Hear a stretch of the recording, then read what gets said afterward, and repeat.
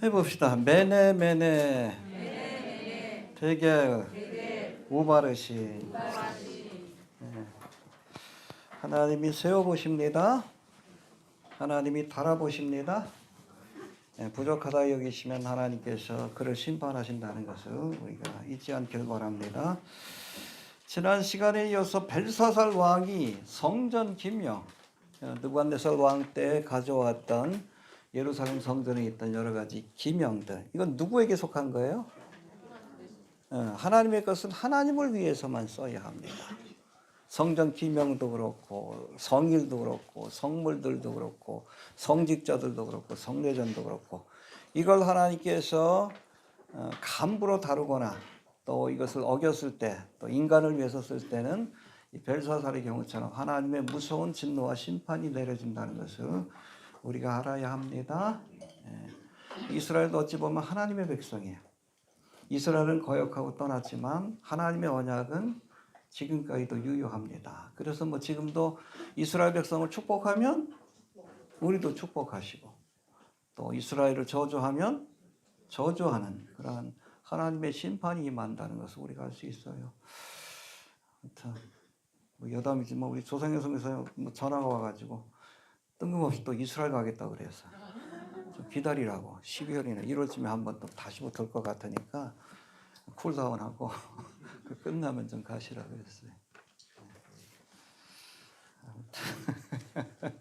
엉뚱해가지고 양반도 기도 많이 해주시길 바랍니다. 어떤 성전 기명, 이건 누구를 섬기기 위해서? 하나님께 속한 거예요. 똑같은 그릇이라도, 그렇죠? 똑같은 그릇이에요. 여러분, 우리가 카도시, 구별되다는 뜻인데 하나님께 속한 것은 구별되다. 이걸 거룩이라고 얘기를 합니다. 하나님을 섬기기 위해서 구별시켜 놓은 거예요. 이건 하나님께만 사용이 되어야 합니다. 성전 기명이 그거예요. 근데 이걸 가지고선 술을 마시고 자기를 기쁘게 하기 위해서, 또 여기에서 한 걸음 더 나가서 우상을 찬양하는 도구로 썼다는 건 죽어도 싸요. 알겠습니까? 죽을 만합니다. 알겠습니까? 예. 자, 성전 기명을 가지고 술을 마시며 우상을 경배하던 벨사살 왕 앞에 하나님의 손이 나타나서 글을 썼죠. 뭐라고? 지난주 거 제가 보여드려야 되는데 글씨를 쓰고 갔습니다. 성경에 보면 하나님의 손가락, 핑거 오브 갓이 나타나서 글을 써주신 것이 두 번 있어요. 첫 번째, 이거 두 번째는 요거고, 그 전에 한 번 더 있어. 십계명. 글로 써서 하나님께서 하나님의 뜻을 표시한 것이 딱 두 번입니다.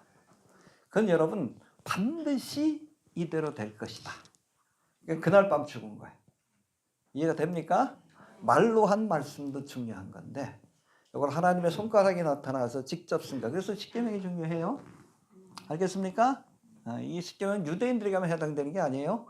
모든 하나님의 백성들이 지켜야 될 언약입니다. 물론 안식일의 계명은 우리가 주일의 개념으로 좀 바뀌었지만, 이해가 되십니까? 요거는 유니버설 로라고 해서 모든 인류가 지켜야 돼. 또 특별히 하나님의 백성들이 반드시 지켜야 돼. 이해가 되시죠? 그 중에 하나가 나 외에 다른 신이 없다. 두 번째는 우상을 섬기지 마라. 김사만 목사가 이러고 있잖아. 나 그거 보고 깜짝 놀래가지고 이집트 지금 뭐 성지가 좋다, 성지순례 간 건지 이 양반이 부하러 간 건지 분별력이 떨어져요.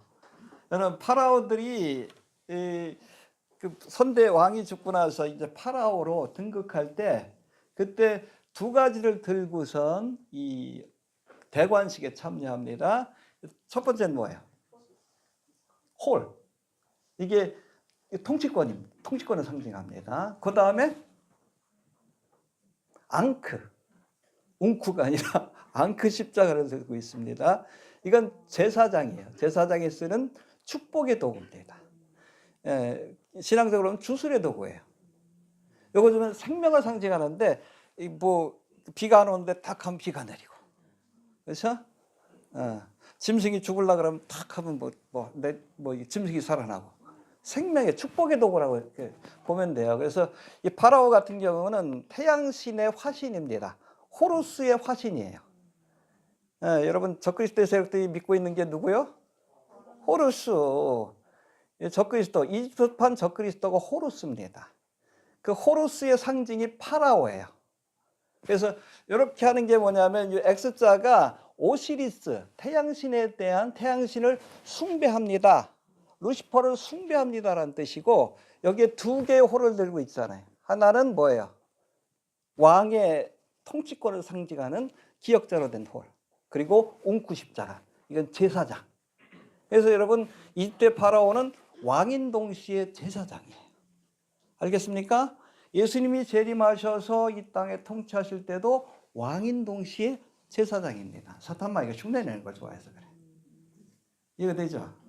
근데 그걸 이렇게 하고 이거 사진을 찍어가지고 그것도 괜찮은데 판넬로 만들어가지고 자랑하듯이 이게 웅쿠 십자가라고. 아, 참. 이 노인 양반이 분별력이 떨어져가지고. 쉽게 얘기하면 그 미국의 유명한 목사가 빌리 그레이엄 같은 유명한 목사가 우리나라 왔는데 보니까는 그 사찰, 멋있는 사찰에 가가지고 보니까 분위기가 좋잖아. 네. 그래가지고서 금불상을 하나 사가지고 그걸 손에 들고 법당에서 이렇게 합장하는 모습하고 똑같아. 참 뱀처럼 지혜롭고 해봅시다. 뱀처럼 지혜롭고. 비둘기처럼 순결해라. 순결한 믿음을 지키기 위해서도 뱀 같은 지혜가 필요한 거예요. 나이브 해가지고. 그러니까 WCC 초기에도 개최하고 그러지. 이게 뭔 줄도 모르고 죽는 줄 모르고. 이러고 있어. 아니, 여러분 관광지 가가지고 모르고 할 수도 있어. 그러면 뭐 목사라 그러면 요건 좀 내가 몰라가지고 시켜서 이렇게 했다 할지라도 그렇잖아. 그럴 수 있잖아. 그렇지? 숨겨야지. 근데 성지가 좋다 하는데 그걸 큰 판넬로 만들어가 자랑하듯이 얘기해. 지가 파라오라고. 자기가 적그리스도라고. 이게 뭐 하는 짓이요, 이게. 곱게 늙어야지. 분별력이 필요해요. 우리나라 여러분, 한국에 월나는 사람들, 김장환이도 그렇고, 김성환 목사도 그렇고, 분별력이 떨어져요. 한국교회를 다 말아먹지. 뭐 전도가 돼야죠. 세상 사람들이 교회를 뭐라 그래? 기독교인들은 바퀴벌레라고 하죠. 누가 그렇게 만들었어요? 분별력이 없어서 그래. 여러분 마지막 때가 될수록 워낙 미혹하는 영이 강하게 역사해요. 교회 안에도. 여러분 이단은 뭐예요? 끝이 다르다는 건데 99%는 같다는 얘기요. 그거 어떻게 분별해? 정동수가 이단인 거 어떻게 구별해? 성경에 능통하지 않느냐? 신학적인 소양이 없으면 다 넘어가야지. 적어도 여러분 교회 목사 정도 됐으면 분별을 해야지. 이게 똥인지 오줌인지. 예? 똥을 들고서 이게 황금이라고 생각하고 있으니 이게 뭐라고 어떻게 해야 돼? 이게 치매 걸린 노인네도 아니고. 무슨 얘기하다 그랬지? 아무튼 분별해야 합니다. 분별할 수 있게 되길 바랍니다. 우리 사모님이 갑자기 뭐 성지가 좋다고 보면서 이게 보여주는 이게 뭐지 그랬어 처음에. 도저히 있을 수 없는 일이기 때문에 그래요. 도저히. 교회를 한 1년만 다녀도 그 정도 납니다.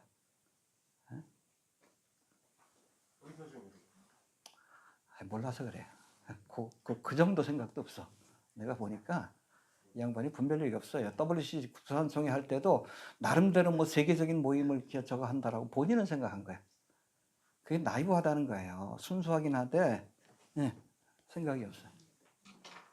순수하긴 하되 그러니까 아들한테 교회도 물려주지. 그 교단 헌법에서 하지 말라고 돼 있는데 지금까지도 문제되잖아.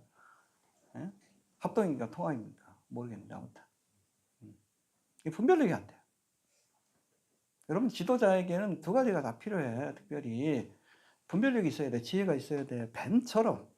왜? 우리가 싸워야 될 대상이 뱀이기 때문에. 그 정도 수준은 돼야 돼. 그래야 순결, 비둘기 같은 순결함을 지켜낼 수 있는 거야. 아무튼 하나님이 이렇게 기록해 주신 겁니다. 기록한 말씀 그만큼 엄격한, 하나님이 말로도 할 수 있는데 글로 남겨놨어. 근데 반드시 너 죽일 거야. 죽이셨잖아. 자, 봅시다. 보면 넘어갑시다. 자, 10절 봅시다. 10절. 시작.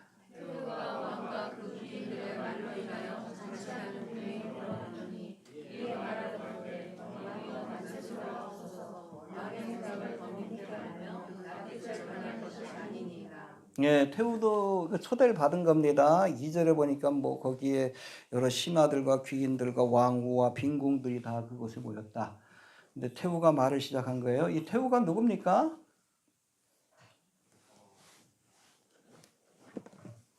아시면 제가 할 말이 없지.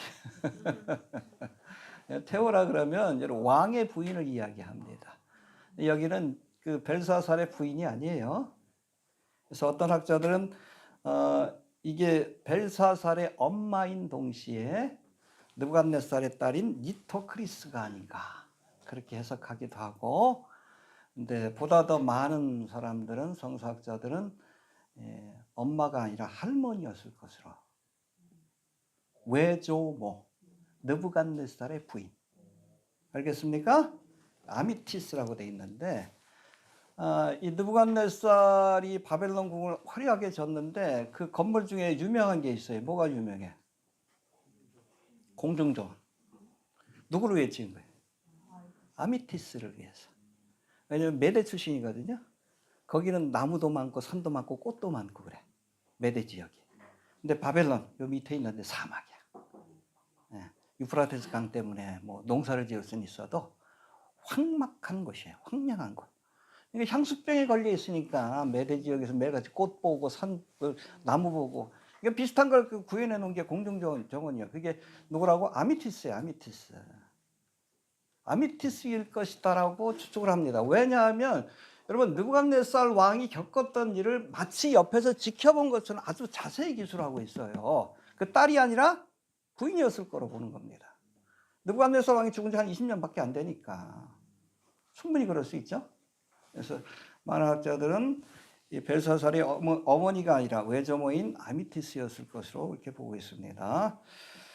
여튼 이렇게 등장한 태후가 잔치 도중에 손가락이 나타나 벽에 글씨를 기록한 모습을 보고 두려워하는 벨사살 왕 앞에 나타나서 왕의 생각을 번미케 말며 낯빛을 변할 것이 아니니이다. 해봅시다. 걱정 마십시오. 걱정 마십시오. 손자가 뭐 다리까지 떨면서 두려워하니까 진정을 시키면서 뭐라고 합니까? 왕의 고민하는 일을 해결해 줄 사람이 있으니 안심하라. 누구예요? 다니엘이 있으니까. 다니엘이 이 느부갓네살의 꿈을 해석하는 것을 봤잖아. 2번이나 경험했잖아. 어떤 사람인지 알잖아요. 그러니까 여러분 외조모가 맞다라고 보는 겁니다. 아무튼 이런 지혜로운 권면으로 이 벨사살이 누구를 만나게 됩니까? 여러분 우리 주변에 이 태우, 아미티스와 같이 지혜로운 조력자가 있어야 합니다. 알겠습니까? 여러분 잠언의 맨 마지막 장에 보면 현숙한 여인을 칭찬하는 말이 많이 나와요. 노블 우먼이라는 그 표현도 있는데 그 원어로 보면 현숙한 여인이라는 것은 지혜로운 여자입니다.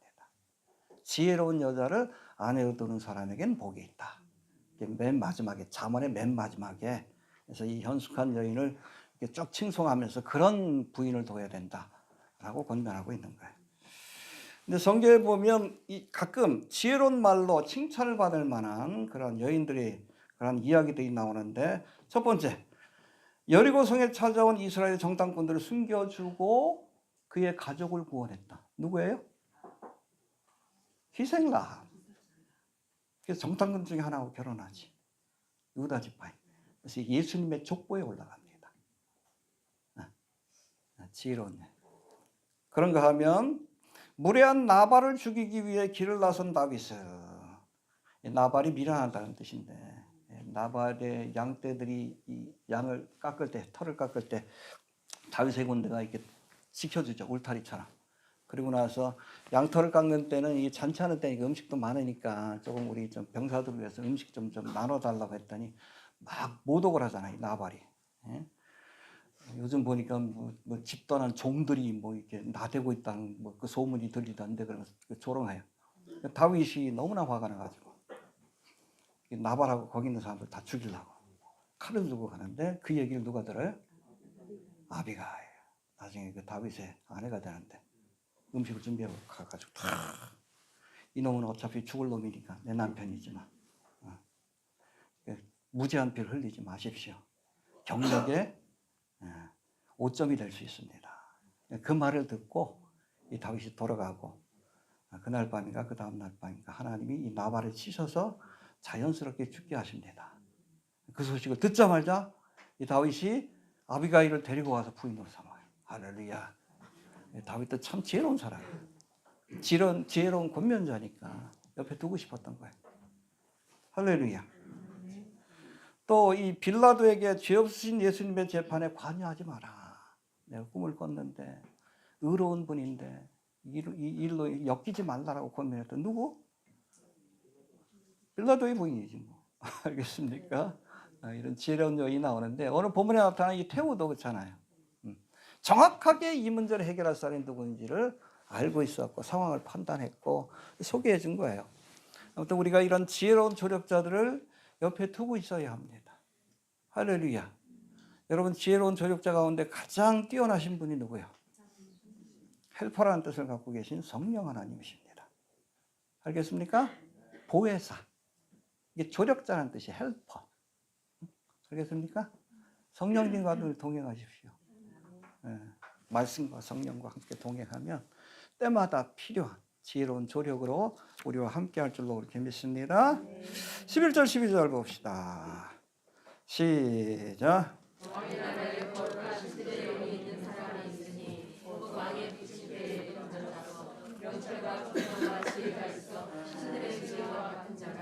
왕의 붙인 느부갓네살 왕이 그리스도와 바수와 소리가 갈대아 수사와 전장이라며 있으니 왕이 벨사살이라 이름한 이 다니엘의 마음이 미적하고 지식과 총명이 있어 능히 꿈을 해석하며 은밀한 말을 밝히며 의문을 알 수 있었습니다. 이제 다니엘을 부르소서 그리하시면 그가 그 해석을 알려드리리라. 예. 정확한 조언을 했죠. 벨사살 왕을 안심시킨 태우 외정호입니다. 왕의 부친, 이 부친이라는 것은 조상이라는 뜻이에요. 원어로 보면 father라고 되어 있긴 하지만 영어로. 그러니까 이건 뭐 몇 대 조상이 되는 상관없어요. 이스라엘 백성들은 다 아브라함의 sons, 후손들, 아들이라고 표현하고 있어요. 같은 개념이에요. 아무튼 왕의 부친 느부갓네살 왕 때 2번이나 2장하고 몇 장이 나오죠? 4장이 나오죠. 2번이나 그의 꿈을 해석해 준 다니엘을 소개하면서 그가 해석을 알려드리리이다. 할렐루야. 여기 부친이 누구라고 했죠? 느부갓네살 왕. 정확히는 외조부입니다. 태우가 벨사살 왕에게 다니엘에 관해서 이렇게 자세히 소개한 이유가 뭡니까? 적어도 이 벨사살 왕 때는 이 다니엘을 쓰지 않은 거예요. 인재를 알아보는 눈이 없는 겁니다. 본인이 쓰레기니까 밑에 사람도 쓰레기들만 있는 거예요. 누구 같죠? 윤석열 때 그때 뽑아놨던 애들 보면 쓰레기 아니에요, 지금. 응? 밥벌어지들 아니에요, 밥벌어지들. 그러니까 자기가 쓰레기니까 벨사살이 얼마나 그 훌륭한 인재예요. 나이가 좀 있긴 해도. 여러분, 이 벨사살이 죽고 나서 다리오 왕이 왕이 되잖아요. 메데바스 제국이. 그때 다리오 왕이 총리로 써요, 다니엘을. 그치? 이 다리오 왕하고 뭐, 아무튼 이게 고레스 왕 때까지 넘어가게 되는데, 이 다리오 왕은 사람을 볼 줄 아는 거예요. 그래서 제국을 건설할 수 있는 거지. 근데 벨사살은 훌륭한 인재도 못 알아봐. 그게 망한 거지, 나라가. 망할 뻔한 거예요, 우리가. 이해가 되죠? 아무튼 이 태우가 다니엘에 관해서 뭐라고 합니까? 해봅시다. 저는 마음이 민첩하고 의문을 파한다. 이게 재미난데 이 마음이 민첩하다는 단어가 히브리어로 보면 루아흐, 이건 영이란 뜻입니다. 하나님이 흙으로 사람을 지으시고 그 코에 루아흐, 그렇죠, 생기를 불어넣으시니 이게 성령이란 뜻이에요. 루아흐 야티라라고 되어 있는데 탁월한 영적인 능력. 이 다니엘의 지혜가 어디부터 온 겁니까?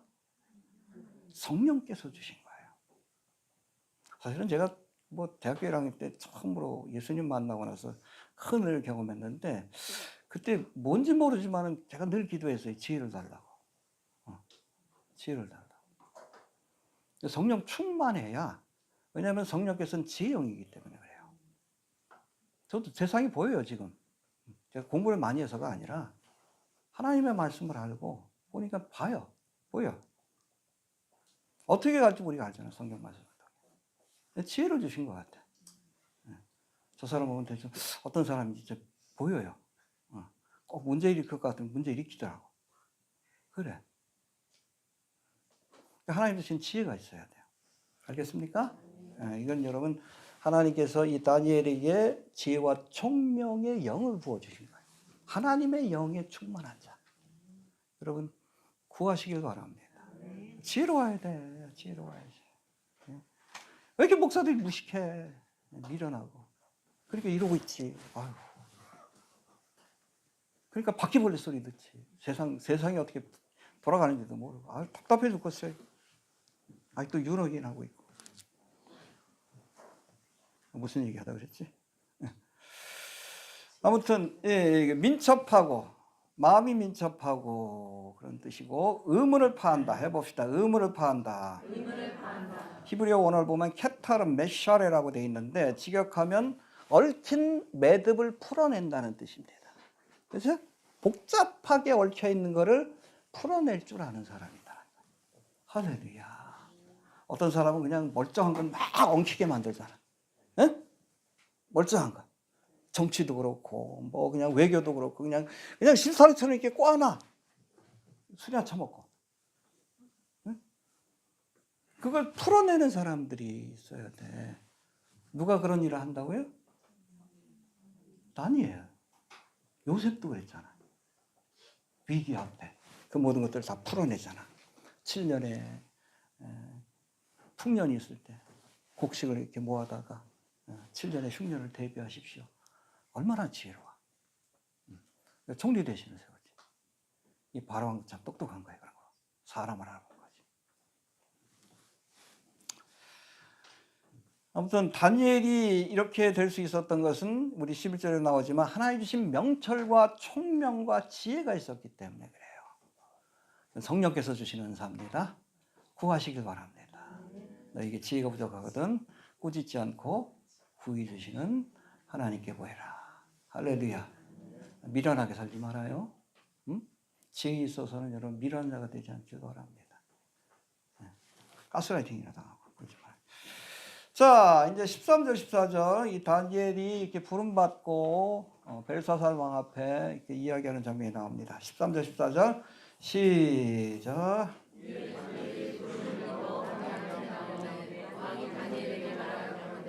내가 우리 부왕이 유다에서 사로잡아온 유다 자손 중에 그 다니엘이냐. 내가 내게 대하여 들은즉 내 안에는 신의 영이 있으므로 내가 명철과 총명과 이상한 지혜가 있다 하노라. 여러분 태우 외조모로부터 다니엘을 소개받은 벨사살 왕이 그렇잖아요. 다니엘에 대해서 얼마나 칭송하면서 소개합니까? 근데 뭐라고 해? 네가 우리 부왕이 유다에서 사로잡은 유다 자손 중에 그 다니엘이냐? 너 포로 출신이지? 미친놈 아니에요? 처음부터 욕한 거예요. 너 포로 출신이지? 그러니 죽지. 미련하니까 죽은 거예요. 얼마나 귀한 인재인데. 그렇잖아요. 첫마디가 뭐예요? 너 포로 출신이네. 욕하는 거지. 여러분 봐봐요. 바벨론에서 산 기간이 유다에서 산 기간보다 한 5배 정도는 더 많을 텐데. 근데 구태여 포로 출신한 거 덜 먹여. 화를 돋구는 거지. 미련한 놈이에요. 하나님의 영에 충만한 다니엘을 모독했어요. 똑같은 태도로 하나님을 모독하다 죽은 거예요. 이해가 되시죠? 똑같은 태도로. 성령 충만한 하나님의 사람 다니엘을 모독했어요. 보자마자. 똑같은 태도로 하나님을 모독하고 성경 기명으로 술 처먹다가 되진 거예요. 되었다 그래야 돼요. 가치를 모르는 거예요. 여러분 돼지한테 진주 줘봐. 꿀꿀내면 발로 밟지. 가치를 모르는 자에게는 주면 안 돼. 그 자리에 있어서는 안 되는 놈이에요. 그러니까 매네매네 대결하신 거지. 그래서 왕후가 얼마나 태후가 그 다니엘에 대해서 정성스럽게 소개합니까? 그러면 존중하는 마음이 있어야 되는데 처음 봐가지고 하는 얘기가 너 포로 출신이네? 윤석열 같네? 하는 짓이. 이 똥인지 오줌인지 구분 못하고.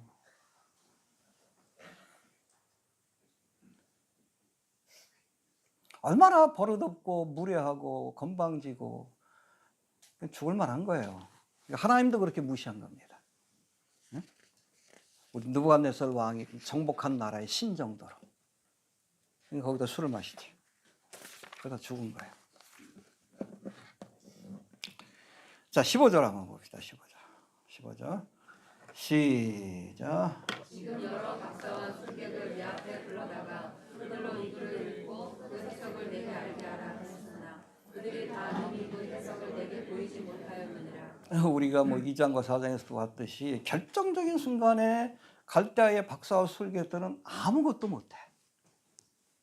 세상적인 지식이 있고 여러분 그야말로 귀신에 충만해도 신내림 받은 지 얼마 안 돼가지고 그냥 그 귀신에 충만해도 여러분 하나님의 경륜과 섭리를 이해할 수 없는 거예요. 알겠습니까?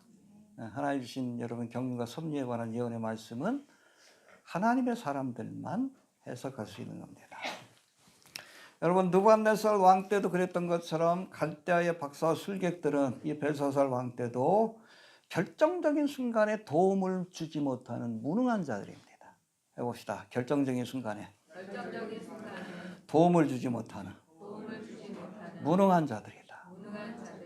어떤 사람은 그 평상시엔 쓸모없는 것 같아도 이 다니엘처럼 결정적인 순간에 정말 큰 도움을 주는 사람이 있는가 하면 평상시엔 뭐 자기가 뭐 모든 걸 다 할 것처럼 하다 결정적인 순간에 무능한 자들이 있어. 자문해 보니까 환난 날에 진실하지 못한 자를 의뢰하는 것은 부러진 이와 위골된 발 같으니라. 그렇잖아요. 이빨 이렇게 흔들리면 김치도 못 먹는다. 그렇잖아. 도움이 안 돼. 고기는커녕 김치도 못 먹는다. 그런 겁니다. 또 잠언 26장 7절에 보니까 저는 자의 다리는 힘없이 달렸나니 미련한 자의 입에 잠언도 그러하니라. 아무런 도움도 못 주는 거예요. 평상시에 나불나불 되면서도 결정적인 순간에 도움을 못 줘. 벌써 세 번째 아닙니까? 하나님의 사람을 가까이 해야 합니다. 자, 16절 17절 봅시다. 시작. 내가 너에게 대하여 그런즉 너는 성을 잘하고 의문을 다한다거나 그런즉 이제 나에게 이를 읽고 그 해석을 내게 알게 하며 내가 자주옷을 입히고 금사슬을 내 목에 두르고 너로 나라의 셋째 지휘자를 삼으리라. 내게 왕에게 대답하여 가르되 왕의 입으로 왕이 스스로 취하시며 왕의 상급은 다른 사람에게 주옵소서. 그럴지라도 내가 왕을 위하여 이 글을 읽으며 그 해석을 아시게 하리이다. 예, 그래서 야 네가 뭐 의문을 다 파하고 해석한다면서 이거를 해석해주면 내가 너에게 자주옷을 입히고 왕이 입는 옷입니다. 금사슬을 내 목에 들이우고 그렇죠? 그 다음에 셋째 치리자를 삼으리라. 왜 셋째 치리자 그랬죠? 자기가 지금 둘째요. 나보니도 지 아버지가 그냥 낱낱이 섬기겠다고 아라비아에 가가지고 10년째 안 오고 있거든.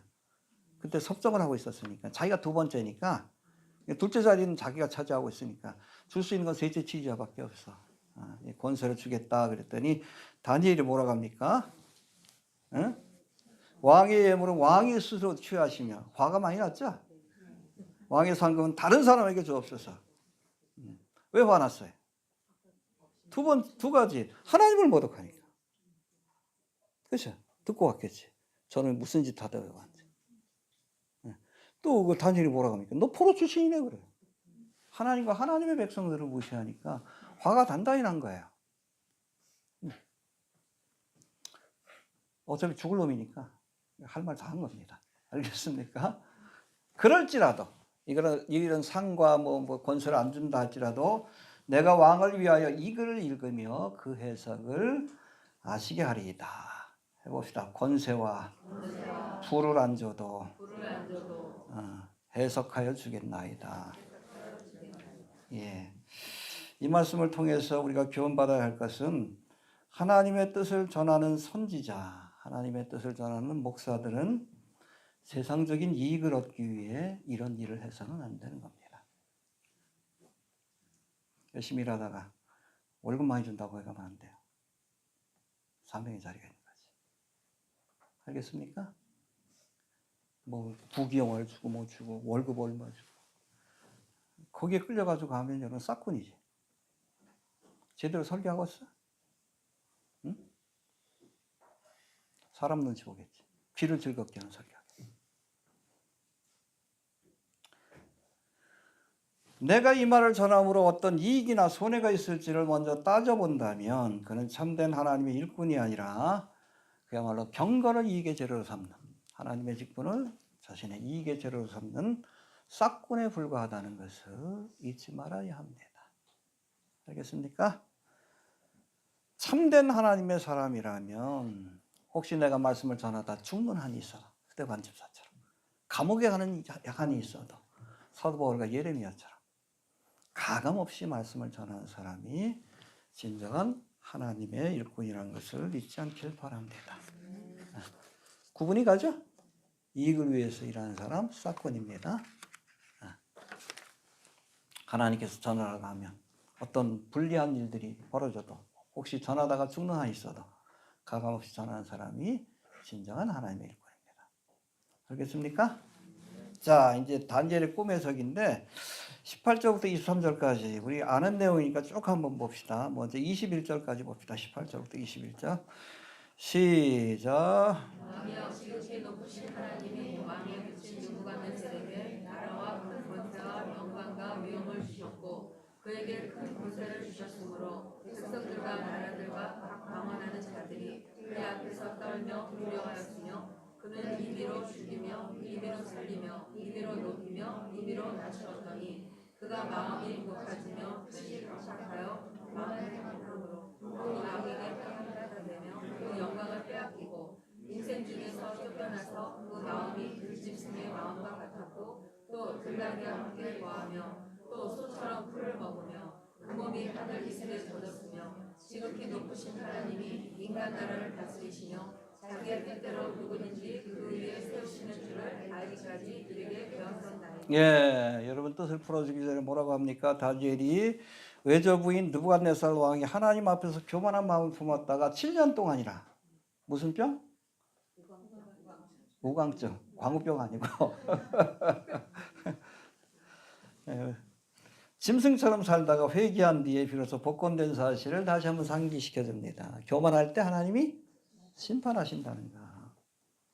하나님 앞에서 교만할 때 상기시켜 준 거예요. 역사를 통해서 교훈받아라는 겁니다. 21절에서 결론적으로 뭐라고 합니까? 인간 나라를 다스리시며 자기의 뜻대로 누구든지 그 위에 세우시는 하나님인 것을 깨닫게 하려고 이런 권한을 주신 거예요. 하나님이 역사의 주관자라는 사실을. 할렐루야. 벨사살 왕이 이걸 뭐 모를까요? 한 25년 전에 일어난 일인데 자기도 뭐 자기가 태어나기 전이라면 뭐 그래도 듣긴 했을 거 아니에요. 근데 교훈을 받지 못한 거예요. 하나님이 어떤 분인지. 느부갓네살이 간증하잖아, 4장에서. 그렇잖아. 이 하나님을 너가 섬겨야 된다라고. 글로까지 남겨놨잖아, 간증하면서. 왜 남겨놨겠어요? 너희는 하나님을 존경하라. 근데 역사를 통해서 교훈을 못 받은 거예요. 온고의 지신이라고 했습니다. 옛 일을 통해 오늘을 사는 지혜를 얻는다. 그 토인비가 뭐라고 했습니까? 역사에서 교훈을 받지 못한 사람은 똑같은 역사를 반복한다. 개인이든 나라이든. 뭐 얼마 전에 일어난 일인데. 그렇잖아요. 오래전 뭐 한 300년, 뭐 1000년 전의 일이 아니잖아. 그 정도면 알아야죠. 해봅시다. 역사를 통해 교훈받지 못하며 똑같은 역사를 반복하게 된다. 벨사살 왕이 조부인 느부갓네살 왕이 겪은 일을 들으면서 교훈을 배워야 했지만, 그렇죠? 나도 하나님 앞에 교만히 행하면 나도 심판을 받는다. 교훈을 배워야지. 그러나 그렇지 못했기에 그도 느부갓네살처럼 교만히 행하다가 하나님의 심판을 받게 된 겁니다. 성경에 보니까 성경에 여러 인물들이 나오죠. 아브라함, 이삭, 야곱 이렇게 쭉쭉 나오는데 한 몇 명 나올 것 같아요? 저도 이번 처음 찾아보서 깜짝 놀랐어요. 몇 명이나 나올 것 같아요? 2618명이래. 근데 성경에서 이런 인물들의 개인사를 기술할 땐 일반적인 역사하고 좀 차이점이 있습니다. 일반적인 역사에서 위인에 관해서 기록할 때 좋은 것만 얘기해. 간디에 관해서도 좋은 것만 얘기해. 소아성애자예요, 간디. 아십니까? 밤에 잘 때마다 젊은 여자애들 끼고 잤어요.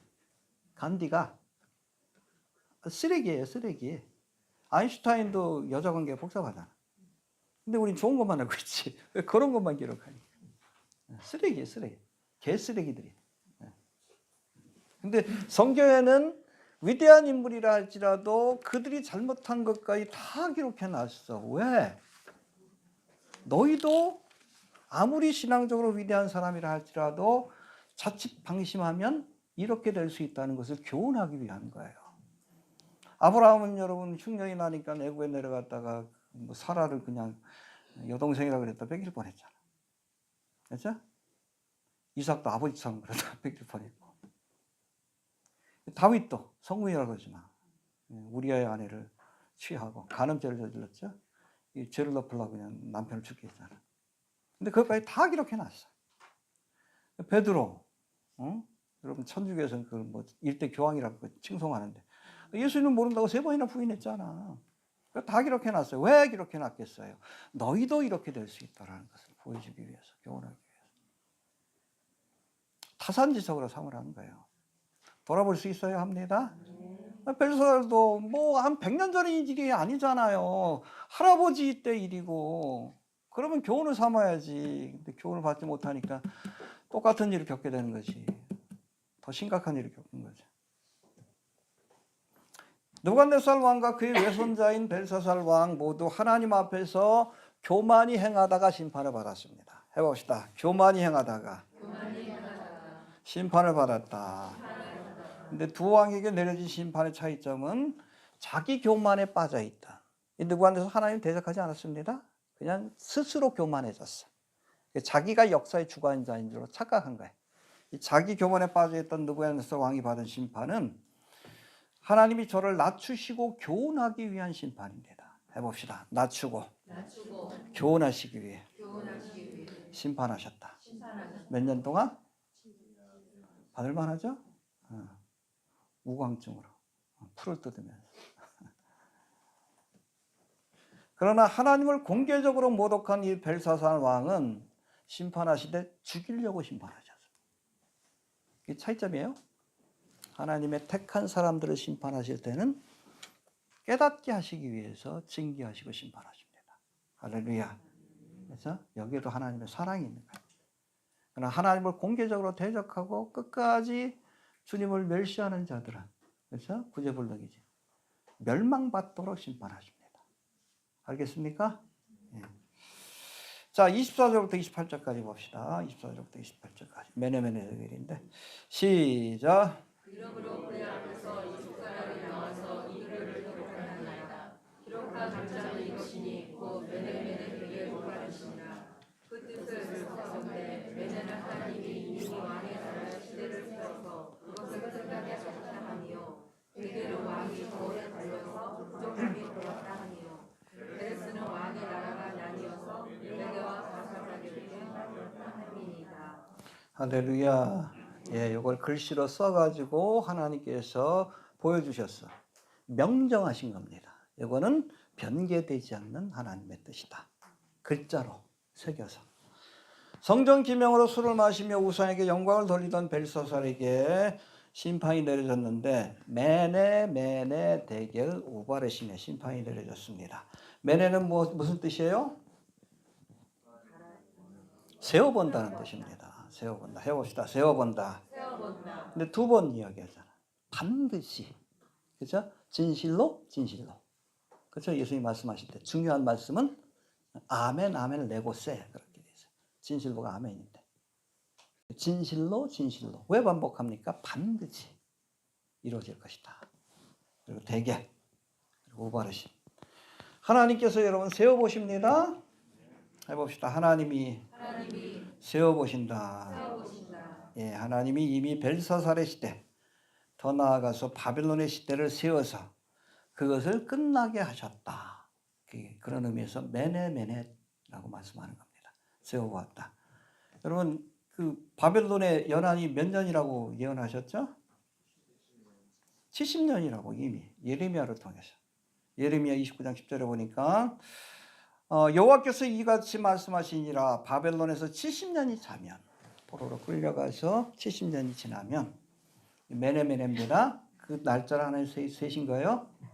내가 너희를 돌보고 나의 선한 말을 너희에게 성취하여 너희를 이곳으로 돌아오게 하리라 말씀하셨는데 이제 그때가 차서 메네메네 벨사살 왕과 바벨론 제국을 끝내시고 메데 바사 제국의 고레스를 통해서 이스라엘 백성들을 귀환시키겠다는 뜻을 밝혀주신 겁니다. 하나님 세워보고 계십니다. 예, 정확하게 70년이 찼을 때 하나님께서 이런 경륜을 이루신 겁니다. 바벨론 제국에도 정한 기한이 있었고 그 후에 일어난 메데 바사 제국 그리고 헬라 제국 로마 제국도 정한 기한이 있었습니다. 우리가 자세히 모르지만 하나님이 정해놓으신 기한이 있었습니다. 정한 기한이 지나니까 여러분 알렉산더를 일으켜서 바사 제국을 무너뜨리고 헬라 제국을 일으키고 또 정한 기한이 되니까 헬라 제국을 무너뜨리시고 로마 제국을 일으키시고 할렐루야.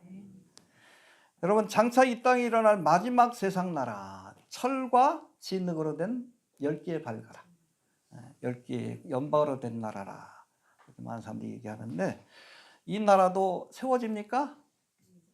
세워지죠. 근데 그 기한이 메네메네 얼마예요? 1260 정확합니다. 여러분 7년 대관이 시작된다고 곧바로 적그리스도 나라가 펼쳐지는 게 아니에요? 적그리스도 나라까지 가기까지가 몇 년이 걸려요? 1260이에요. 그 1260일이 지나면 이제 적그리스도의 나라 세계가 10개 연방으로 그리고 그 수장이 누가 된다고요? 적그리스도. 누구죠? 모르지. 안다 그러면 이상해. 어떤 적그리스도가 이제 자기가 전 세계의 통치자가 되었음을 만방에 알리는 퍼포먼스를 합니다. 그게 뭐예요? 멸망에 가증한 것에 거룩한 곳에 성전에다가 제3 성전에다 자기 우상을 세우고 경배하기를 강요하기 시작할 거예요. 파라오처럼. 이때는 여러분 재정적인 고난과 정치적인 고난을 같이 갖게 되는 겁니다. 알겠습니까? 네. 마지막 파라오가 적그리스도입니다. 중간에 김사만이 있지만 마지막 파라오는 적그리스도입니다. 알겠습니까? 누굴 흉내내는 거예요? 예수님을 흉내내는 거예요. 예수님. 예수님이 여러분 천년왕국의 왕이 올 때는 왕인 동시에 제사장이에요. 그래서 여러분 에스겔 성전을 보면 이거는 여러분 그냥 성전이 아니에요. 성전인 동시에 국회의사당입니다. 그곳이 바로 종교의 중심이요 그리고 정치의 중심이 되기 때문에 그런 거예요. 그걸 흉내내는 겁니다. 누가? 파라오가, 김성환 목사가, 적그리스도가. 이해가 되시죠? 네, 그렇게 보시면. 아무튼 그 연한은 1260일밖에 안 돼. 근데 지금 여러분 적그리스도의 나라를 세우려고 하는 뉴월드 오더라고 하는데 이 사람들은 그 나라가 세워지면 몇 년이 지속될 거라고요? 그 밀레니엄 프로젝트라고 해. 밀레니엄이 천년 왕국이라는 뜻이. 천년 만년 지속될 거라고 착각하고 있어. 근데 1260일이 지나면 하나님의 심판이 있다는 걸 여러분 루시퍼가 알까 모를까? 추종자들은 몰라. 그러니까 밀레니엄 프로젝트 그러지. 유엔에서도 밀레니엄 프로젝트 발표하고 로마 클럽에서도 발표하고 지 따르는 것들도 속이고 있는 거예요. 루시퍼가. 거짓 사업이라서 그런 거예요. 그러나 하나님은 명정하셨습니다. 세워놓으셨어요. 1260일이면 끝난다. 할렐루야. 하나님이 정하신 시간이 있습니다. 해봅시다. 하나님이 세워서 정하신 시간이 있다. 바벨론 제국도 70년 정해놓으셨어요. 그리고 우리 인생의 연수가 70이요. 건강하면 80이라도. 누가 쓴 시편이에요? 근데 본인은 120세 살았죠. 웃기죠? 근데 그게 뭐냐면 여러분 모세가 가데스 바네아 사건으로 이스라엘 백성들이 가나안 땅에 들어가지 못하고 거기서 다 죽잖아. 20세 이상 된 사람들. 거기서 얼마나 초상을 많이 치렀겠어. 200만 명을 보내야 되는데. 그러니까 그 보면서 인생이 한 70, 80은 가는구나. 느껴가지고 쓴 거예요. 자기는 뭐 120세까지 살긴 했지만. 이해되시죠? 인간에게도 연한이 있어요. 영원히 살 것처럼 착각하지 말아야 돼요. 저도 벌써 60을 넘겼는데 20년도 안 남았어. 그 전에 주님 오셔야지. 무너지는 게 느껴져. 육신이 무너지고 기억력도 무너지는 게 느껴져요. 산 기간보다 살아갈 기간이 이제 얼마 안 남았잖아. 그거 알아야 돼. 우리가 때를 하는 게 지혜예요. 60, 70대 가지고도 젊은 애들 철없는 거지. 미련한 거예요. 내가 지금 뭐 할 때인 줄 알아야지. 개인에게도 여러분 하나님 정하신 매뇌의 시간이 있어요. 그리고 우리가 구체적인 날짜와 시간을 몰라도 종말의 날도 이미 하나님이 세워놓으셨습니다. 할렐루야. 우리가 몰라. 그날 그것이 모른다고 했으니까. 하나님은 세워놓으셨어. 반드시 그 날에 택한 백성들을 데려가실 겁니다. 매네 세워놓고 계십니다. 정하신 시간이 있다는 걸 우리가 꼭 믿을 수 있게 되길 바랍니다. 인내하세요. 그 다음에 대결 해봅시다. 대결. 달아본다는 뜻입니다. 여기 보니까 27절에 왕이 저울에 달려서 부족함이 배었다. 해봅시다. 왕이 저울에 달려서 부족함이 배었다. 야, 너는 왕이 될 자질이 안 돼. 윤석열 보면 느껴지죠? 하나님이 벨사살의 행위를 달아보니 왕이 될 자격이 없어서 저를 패하시겠다라고 말하는 거예요. 대결이라는 것이 그런 뜻이에요. 여러분 사무엘상 2장 3절에서도 여호와는 지식의 하나님이시라 행동을 달아보시느니라. 여러분 다 달아보십니다. 알겠습니까? 달아보실 때 먼저 자격이 있는가 달아보십니다. 해봅시다. 자격이 있는가 달아보신다. 여러분 사울왕이 처음 사무엘 선지자로부터 기름 부음을 받았을 때는 이스라엘의 왕으로서 부족함이 없는 자격이 있는 사람이었어. 왕이 된 뒤에 교만해져가지고 하나님의 명령에 불순종하면서 되게 자격이 부족하게 된 겁니다. 알겠습니까? 자, 이세 아들 가운데 막내 아들이었던 다윗은 겉으로 보기에는 왕이 될 자격이 없어. 형들을 보면 잘생기고 등치도 좋고 그런데 근데 하나님이 달아보시니까 뭐라고 해? 이는 내 마음에 합한 자라. 충분해. 이 정도면. 사울을 대신해서 부족한 자인 사울을 대신해서 다윗을 왕으로 세운 겁니다. 달아보십니다. 쓰임받게 해달라고 기도하지 말고 내가 쓰임받을 만한 사람인가 스스로 객관적으로 자신을 한번 좀 달아봐. 에? 내가 그거 할 만한 사람인가. 엉뚱한 거 구하지 말고. 엉뚱한 거. 여러분 내가 자격이 안 되는데 그 자리 가면 그게 축복된 자리가 아니라 저주된 자리예요. 사형 선고 받는 거 아니에요. 윤석열처럼. 자기가 그릇이 안 되면 거기 나가지 말아야 되는 거예요. 자기도 힘들고 나라가 힘들어지잖아. 스스로 달아봐야지. 너 자신을 알라.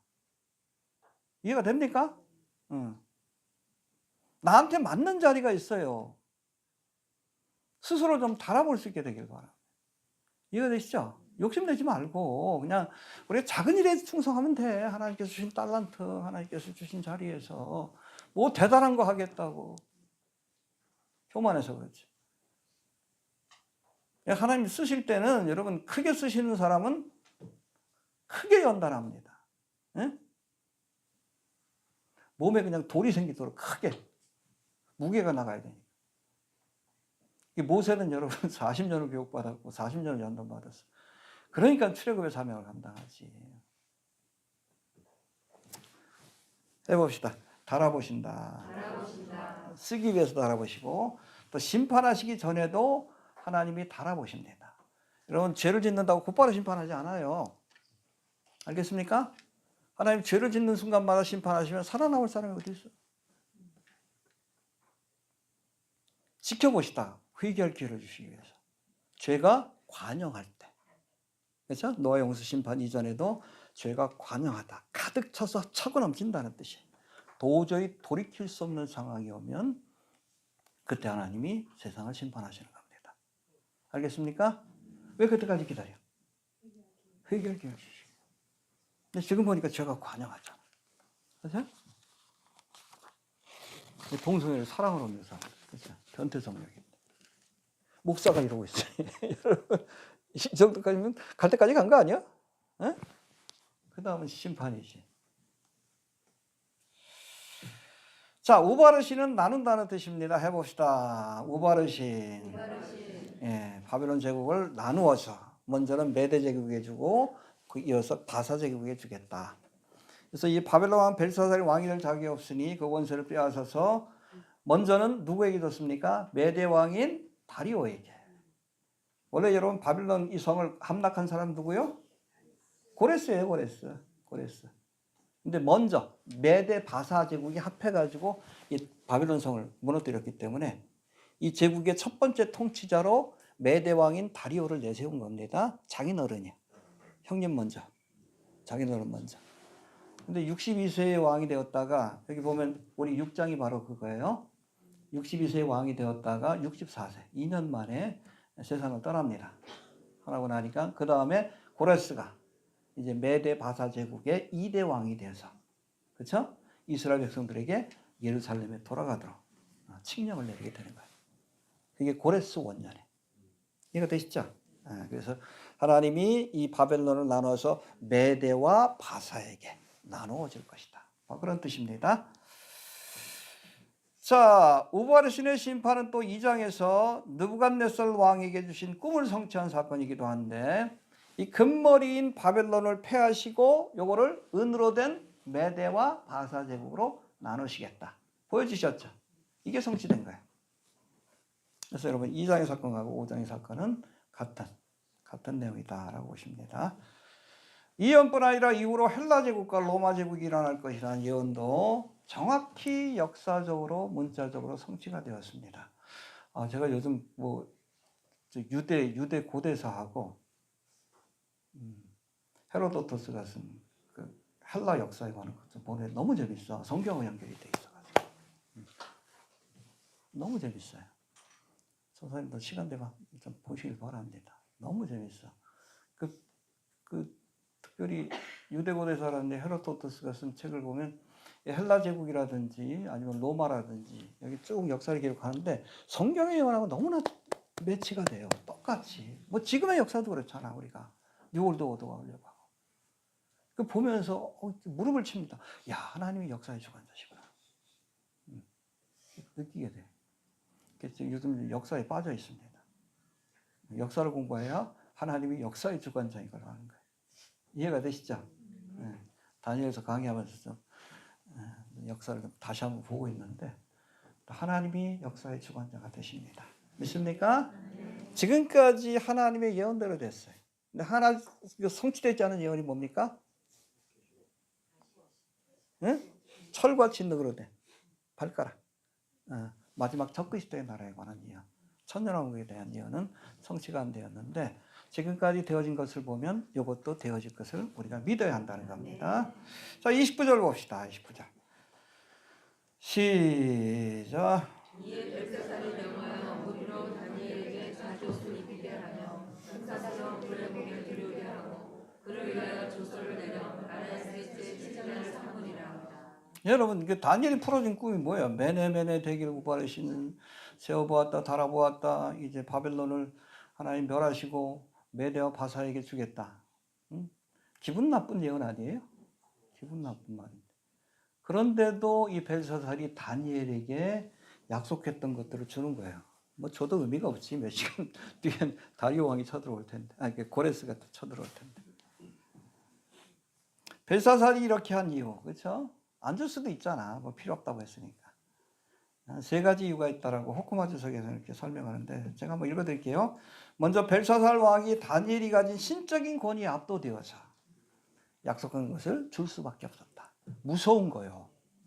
이 글씨도 무섭지만 이걸 정확하게 해석하는 다니엘도 무서운 거예요. 이게 주는 거지. 무서워가지고.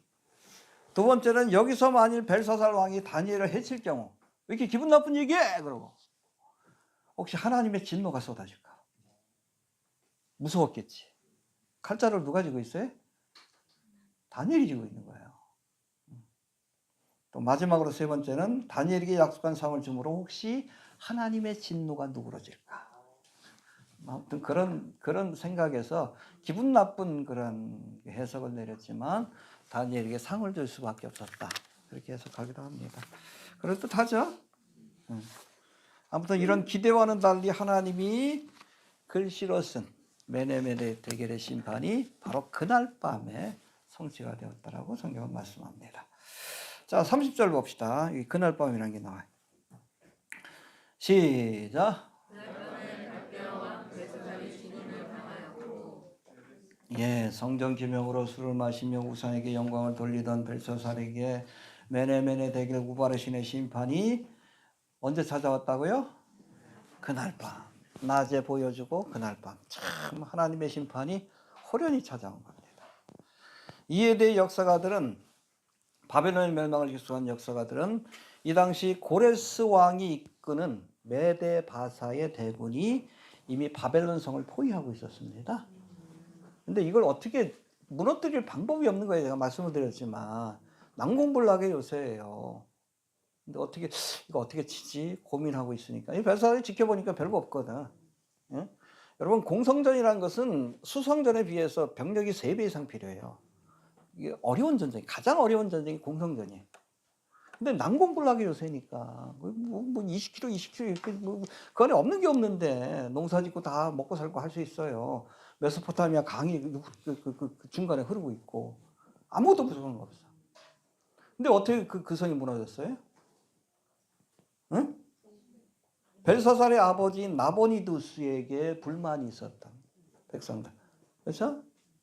여러분 바벨론의 정군교는 마르둑. 망동어가 아니라 마르둑이에요. 마르둑을 섬기는데 이 나보니두스는 여기도 위쪽 지역 하란 지역 출신이에요. 근데 거기서는 여신을 섬겨. 난나. 혹은 신이라고도 하는데 신광야가 바로 그겁니다. 그 섬기겠다고 이 바벨론 성을 이렇게 떠나서 이 아라비아 지역에 가서 거기서 10년 동안 머무른 거예요. 그 기간 동안에 이 벨사살이 섭정을 한 겁니다. 이게 불만이 많지 신하들 가운데 마르둑의 사제들 가운데 무시하고 그러니까. 그러니까 그 성문을 스스로 열어줬다라고 얘기를 합니다. 그래서 역사학자들은 그렇게 얘기를 해요. 바벨론 사람들이 바벨론의 사제들이 이 고레스를 정복자가 아니라 구원자로 해방자로 맞이했다. 그러니까 피 한 방울 안 흘린 거야. 들어가서도 아무것도 안 했어. 탈취도 안 하고 한 가지 했어요. 벨사살이 목만 쳤어. 그날 밤에 죽은 거야. 뭘 했더니 그게 여러분 이사야서에 예언되어 있는 거야. 놀라운 거지. 그래서 페르시아가 제국이 이루어갈 수 있는 두 가지 전쟁, 결정적인 전쟁이 뭐예요? 리디아의 수도인 사대. 이것도 우연치 않게 이겼어요. 자, 투구를 떨어뜨리는 병사 보고 이렇게 쭉 들어가가지고 그냥. 그래가지고 여러분 제국으로 갈 수 있는 군 자금을 마련한 거예요. 그 바벨론 성도 야 이거 어떻게 무너뜨려야 될지 얼마나 고민이 많겠어. 근데 열고 나오니 어떡해. 해방자로 여긴 거야. 불만이 많았다. 마르둑의 사제들과 백성들이. 바로 그겁니다. 그날 밤에 누구도 안 죽었어. 바벨론 성에서. 얘만 죽은 거예요. 하나님 얘만 죽이신 겁니다. 이해가 되시죠? 신하들도 안 죽었어. 그러니까 다니엘도 살아가지고 다리옹 원년 때 총리 대신이 된 거예요. 이해가 되시죠? 예, 그 다음에 31절 봅시다. 시작. 메대 사람 다리오가 나라를 얻었는데 때에 다리오는 62세였더라. 예, 바벨론 성을 무너뜨린 사람 누구요? 고레스예요. 키루스 2세라고 해서 고레스예요. 고레스. 그런데 다리오 왕에게 먼저 양보한 겁니다. 왜? 뭐 형님 먼저예요. 그리고 장인 어른이고. 메데 바사 제국 연합해가지고 제국을 건설했기 때문에 그래서 사실은 이 메대 제국은 옛날부터 강성한 나라였어요. 느부갓네살의 부인도 거기 출신이고. 바사 제국은 굉장히 약했어. 그런데 이 고레스가 이 약했던 이 바사 제국을 강성한 제국으로 만든 사람입니다. 그래서 페르시아의 아버지로 여겨요. 고레스 같은 경우에는. 근데 그래도 어찌됐든 서로 힘을 합쳐가지고 이 바벨론을 정복했으니까 형님 먼저. 그래서 이 다리오가 62세 그렇게 페르시아 메데바사 제국의 첫 번째 왕이 되고 2년 뒤인 64세의 세상을 떠나므로 고레스가 그렇게 페르시아 제국의 통치자가 되었다. 알겠습니까? 이어서 이 바사 제국의 역사가 시작이 되는 거예요. 바사 제국의 역사. 이해되시죠? 자, 정리합니다. 느부갓네살에게는 회개할 기회를 주시려고 심판하셨습니다. 7년 동안. 징계. 이건 징계예요. 그러나 아버지 느부갓네살의 행적을 보고도 깨닫지 못한 벨사살에겐 하나님께서 멸망시키기 위한 심판을 내리셨습니다. 심판의 성격이 달라요? 여러분, 스스로 교만해진 사람은 하나님 낮추기 위해서 징계의 심판을 내리지만 이 교만이 도를 넘어서 하나님을 대적하고 모독하는 수준까지 이르면 저 그리스도처럼 죽이기 위해서 멸하기 위해서 심판한다는 것을 잊지 않기를 바랍니다. 메네메네 되기를 구하신 하나님이 지금도 세워보고 계십니다. 우리가 그날과 그 시를 몰라.